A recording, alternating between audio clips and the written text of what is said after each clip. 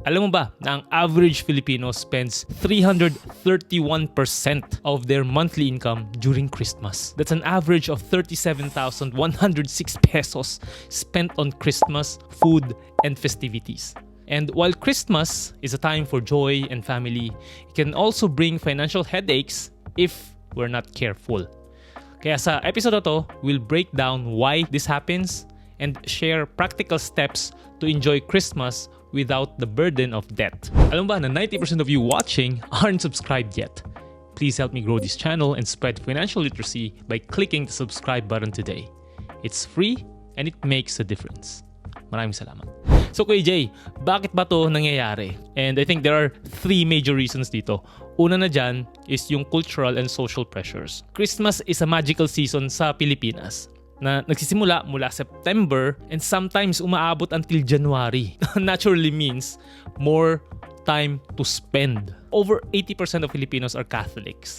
And the spiritual significance of Christmas drives many to invest heavily in this season.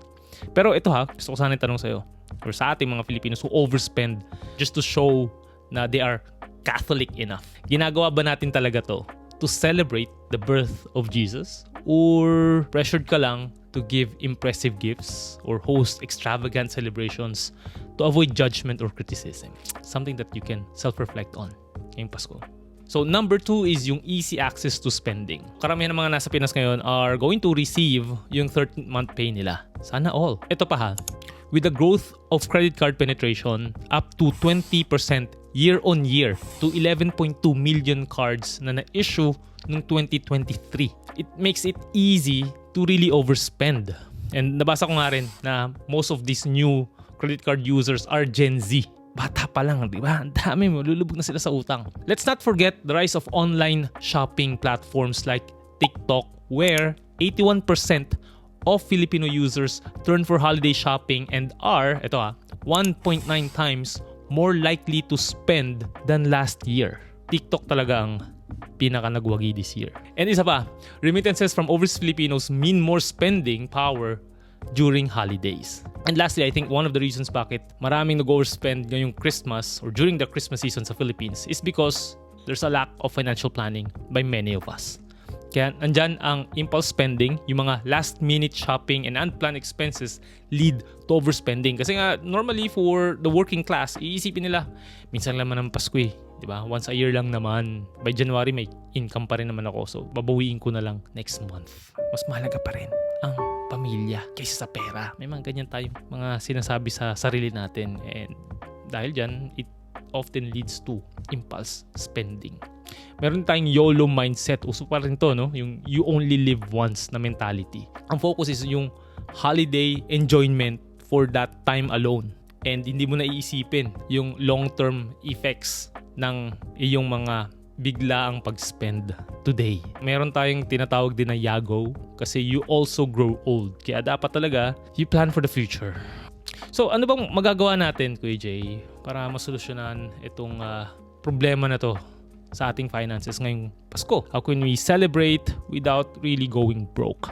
Number 1 is you have to plan early and stick to a budget. Kami ni Mrs. January pa lang, sineset na namin ang aming annual budget for Christmas. It is one of the categories ng aking intentional spending plan na pwede mong ma-download for free.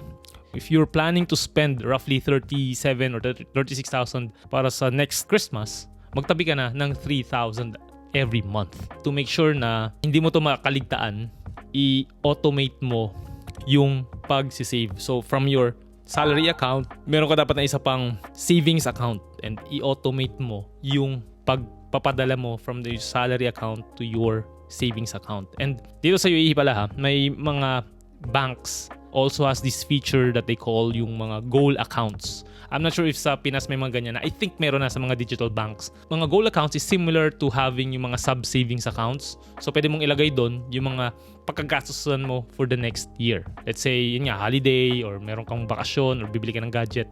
Ilagay mo yun doon and i-separate mo yung budget mo for holiday alone. Para hindi mo ito magagalaw. And pag nag-spend ka na, wala nang guilt. Walang mag-overspend kasi nga naset mo na ang iyong spending plan for that season. Next is you have to leverage yung tools. Yung mga budgeting apps like Good Budget or money lover, yung money lover yung ginagamit namin ni Mrs., will help you track your expenses, lalo na ngayong holiday. Magiging madali if you are really tracking whatever you are spending on. Doon mo naman talaga malalaman kung saan pupunta yung pera mo eh. Another thing that you can do is you can shop early. September pa lang, maaga ka na mag-search ng mga pwede mong bilhin dahil pag mas maaga kang bumibili, hindi ka napapagastos mas malaki versus spending on impulse. Pagka yung mga last minute shopping, usually diyan ka talaga mas napapagastos. Next is you have to be creative and thoughtful. Punta natin itong Noche Buena on a budget. Pwede mong gamitin yung mga seasonal and local ingredients to save costs, number 1. Ito, gusto ko itong isa. Mag-organize ka ng potluck to share the expense among family members. Hindi ba naman kailangang bilhin lahat eh. And kung talagang tight yung budget mo, di ba? Mag-offer ka na lang ng help. Ikaw yung magiging taga-bili, taga-hiwa, taga-prepare. Okay, kasi naman ikaw pa yung gumastos, di ba? Kung may nakaka-LL dyan sa pamilya mo, mga nakakaluwag-luwag, di ba? So sabihin mo, ako na lang muna ang mag-run ng errands for the next Noche Buena para ikaw ay hindi din nakaka-LL, nakakalubog-lubog. Sumunod is itong being creative sa gift giving. Ang do-it-yourself or DIY presents like yung mga baked goods or personalized notes or acts of service can be more meaningful than expensive items. Naalala ko nung nasa Pinas pa ako, isa akong supervisor sa call center. And I have 28 agents. And lagi ako napipressure talaga to spend for everyone kasi nga ayokong ma-feel nila na I don't care for them or hindi sila importante sa akin. So, ang ginawa ko na lang para hindi ako mag-overspend kasi mas gusto kong bumili ng sapatos nung time na yun eh. Meron kaming group picture ng team namin. Pinrint ko siya and then nilagyan ko ng personalized notes for each of my team members. And nilagay ko siya dun sa, ano ba yung kulay pula na binibigyan ng mga Chinese or mga ninong, di ba? Akala nila pera yung laman nun. Pagbukas nila, yung picture namin. And andun yung personal note ko talaga. So another way to make gift giving more thoughtful and intentional is to give gifts based on their love language. May 5 love language, okay? Words of affirmation, gift, service, physical touch, and quality time. So kung ako ay words of affirmation, which is yung primary love language ko, gusto ko na nakaka-receive ng ganung mga klaseng regalo, personal notes, words of encouragement, okay na ako doon. Pero kung ganun lang din yung ibibigay ko na regalo sa ibang tao, for example, is someone who enjoys quality time, hindi niya ma-appreciate yon. So, maganda ito for your close relatives and for your spouse as well. Para mas maging wais yung pagregalo mo pagdating sa mga taong importante sa'yo. Pero kung sobrang dami mo kakilala and gusto mo bigyan ng regalo sa lahat, baka imposible to. Mahirap.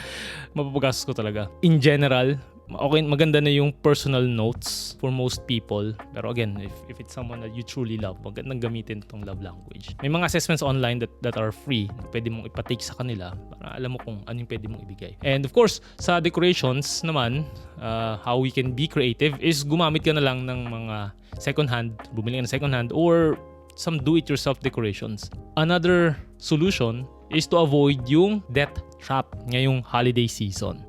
And to do that, you can use cash when you're spending. Pag card kasi ginamit mo, hindi mo ramdam na nawawalan ka ng pera versus yung physical cash. May study around that na ang pagbabayad ng physical cash is felt more than spending credit card. Kaya mas preferred ko pa rin talaga na gumamit ng cash. Lalo sa mga season na gusto mong mag-control ng spending, cash talagang gamitin mo.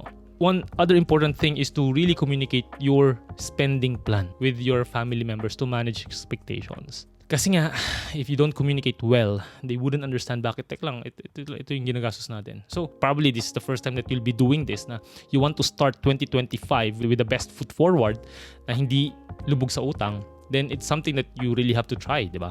And siguro bonus tip is to recover financially after the holidays. Magplan ka ng no-spend January para mabawi mo yung mga ginastos mo. And I just want to be very clear na holiday season sa Pilipinas is one of the best seasons to boost our economy. Hindi ako against sa pag-spend. What I'm against of is yung overspending and yung mga unconscious way of spending natin. Yun naman talaga yung premise ng podcast na to eh. So ang bottom line ko for the entire episode is A debt-free Christmas is not about just saving money. It's about setting an example of financial mindfulness for your family and loved ones. Dahil true generosity comes from the heart, not from the size of your spending. Ang best gift that we can give ourselves and to our family is the gift of financial freedom. Dahil when you have the money, you can be as generous as you want for your entire life. Hindi yung nagpapaka-generous ka out of utang. Pwedeng ngayon you look generous on the outside, pero in the four corners of your home when you're alone, alam mo na you are struggling and financially stressed. And yun yung gusto kong maiwasan mo. And to end this special episode with the Bible verse for today, it's about Proverbs 11:24 verse 25, which says, "One person gives freely, yet gains even more. Another withholds unduly, but comes to poverty. A generous person will prosper. Whoever refreshes others will be refreshed." Itong verse na to actually reminds us that true generosity isn't about material gifts. It's about sharing time, presence, and love. Kaya let's make this Christmas meaningful without the stress of overspending. That wraps our episode for today. But before I let you go, I hope you can listen to the episodes of Pagkatapos podcast on Spotify, Apple Podcast, and other podcast streaming platforms. And if you'd like to have a coaching session with KJ, message nyo ako sa aking email or social media, or join our learning community wherein ilalagay ko dyan sa description section na itong episode na to. Muli, this is KJ, telling you to prosper with a purpose. Merry Christmas and Happy New Year. Bye-bye! Kakalubog-lubog.